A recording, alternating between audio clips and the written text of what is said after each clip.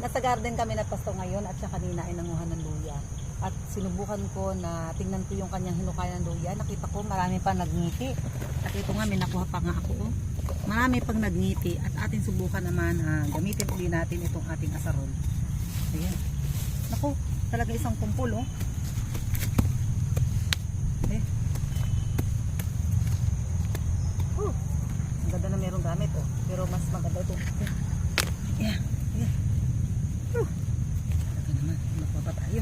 Isang kumpol. Ito yung tinanim namin ay bandang May. Ang pagkuha nito dapat maka-isang taon, pero kukunin na natin sapagkat ako'y gusto ko na magsalabat. Tingnan niyo, napakabilis maghukay ng luya kapag meron itong gamit natin na ito. Ito.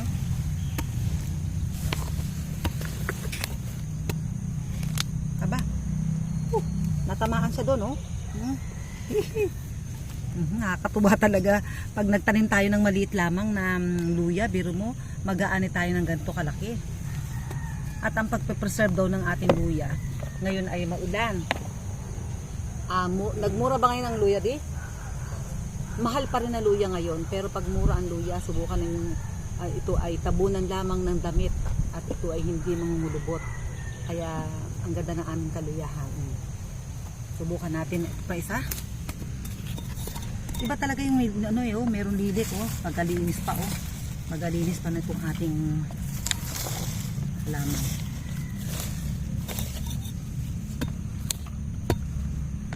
Yo, laki.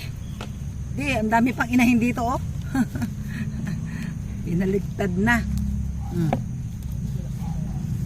Hindi nakita ni Pastor. Meron pa akong naani, meron pa akong nahimalay, ang tawag sa Bulacan na himalay na luya. Maraming pong salamat. Ako po ay masaya sapagkat ako'y nakapanguha ng luya. Maraming salamat sa patuloy na pagsubaybay sa mga ka-natural ni Pastor Vito.